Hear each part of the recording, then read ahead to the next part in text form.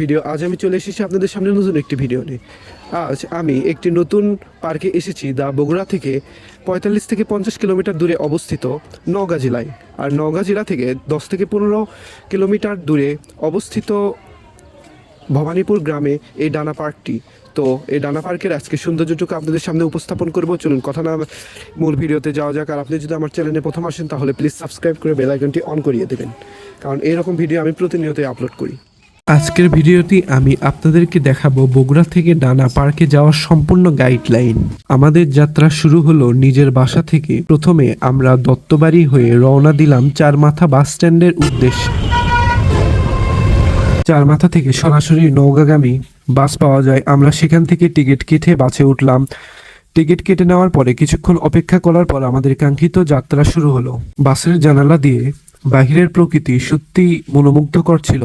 প্রায় কিছু সময় যাত্রা করার পর আমরা আমাদের গন্তব্যস্থলে পৌঁছে গেলাম। বাস নেমে দেবে। বাস নেমে দেওয়ার পরে সামনে যে গলিটি গিয়েছে সেই গলি দিয়ে ভেতরের দিকে ঢুকে যেতে হবে। বাস থেকে নেমে আমরা অটো ভাড়া করলাম। অটোর ভাড়া 10 টাকা। এবার হলো সেই মুহূর্ত যার জন্য আমাদের এত পথ চলা। ডানা পার্কে প্রবেশ মূল্য 30 টাকা। আমরা টিকিট কেটে ভেতরে ঢুকলাম। ভেতরে ঢুকে আমাদের চারপাশে মনোরম পরিবেশ আমাদেরকে মুগ্ধ করে তুলল। সবুজে ঘেরা প্রকৃতি, বিনোদনের ব্যবস্থা ও পার্কের সৌন্দর্য সত্যি অনন্য।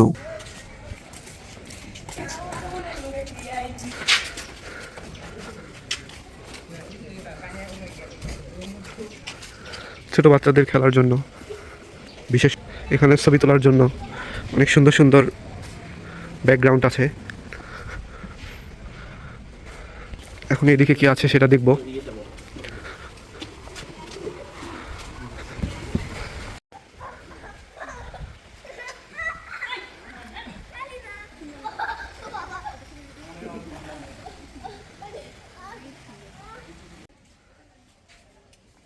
এখানে মনে হয় বিয়ে টিয়ের অনুষ্ঠানের জন্য বসার সুব্যবস্থা কিংবা পিকনিক আরো সংস্কার কার্যক্রম হচ্ছে। এখানে বিভিন্ন ধরনের দোকানপাট আছে।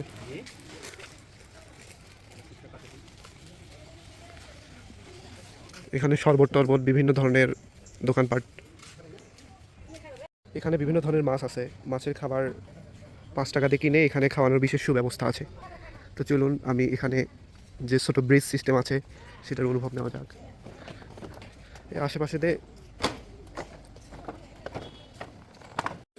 ঠিক এইদিকে ফ্রেশ হওয়ার জন্য বিশেষ সুব্যবস্থা রয়েছে। যারা পিকনিক করার জন্য আসবে তাদের জন্য চুলার ব্যবস্থা আছে। এর জন্য এখানে মনে হয় নামাজের জন্য বিশেষ সুব্যবস্থা আছে। এখন আমরা একটু খাওয়া দাওয়া করব, কারণ বাস থেকে নামার পরেই এখানে চলে আসে ঘোরা হলো একটু। খাওয়া দাওয়ার পরে আমরা সম্পূর্ণ পার্কটি ঘুরে দেখব। চলুন। এখানে বিভিন্ন ধরনের দোকান আছে, দোকানে খাবার ট্রাই করা যাক। এখানে বিভিন্ন ধরনের রাইডের বিশেষ সুব্যবস্থা রয়েছে।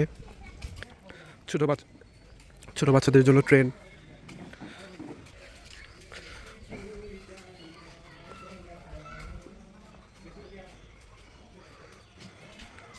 এখানে বিভিন্ন ধরনের অনুষ্ঠান, কনসার্ট টাইপের কিছু হয়।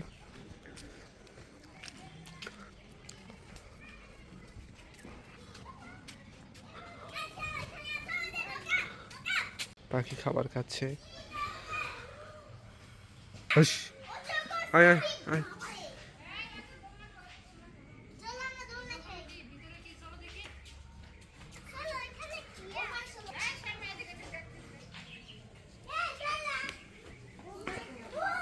সাদা খরগোশ, দেশি বানর।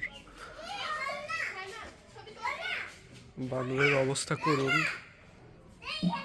এখানে এগুলা নিয়ে বোধহয় ঘোরা যাবে। এখানে বোধহয় যারা দূর দূরান্ত থেকে আছে তারা এখানে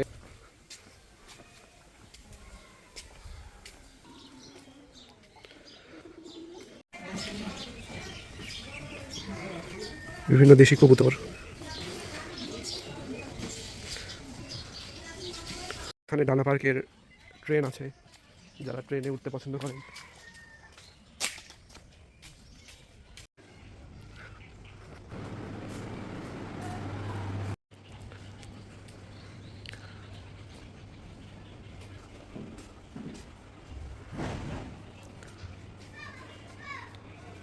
এভাবে খুব সহজেই এবং স্বল্প খরচে আপনি বগুড়া থেকে ডানা পার্কে ভ্রমণ করতে পারবেন।